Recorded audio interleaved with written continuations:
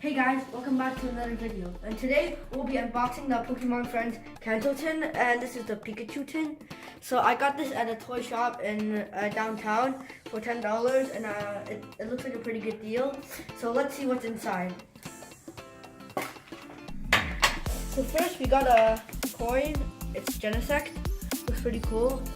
This is the back, a normal coin. And so there's this card.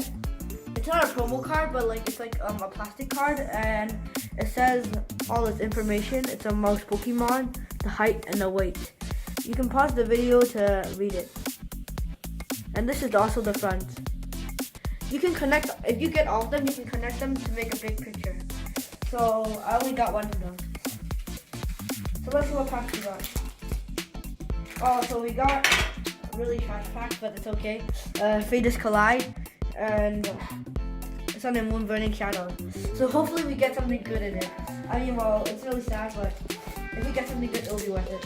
Alright, so let's open the Crimson Invasion. Burning Shadow.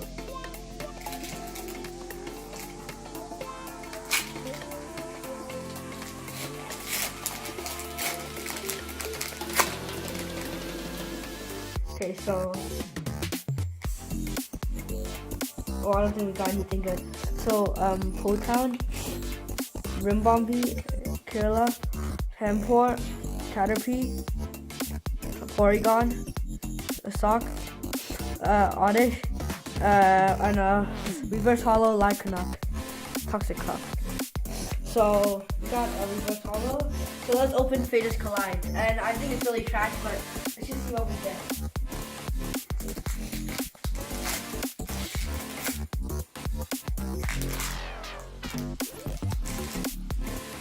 Code card.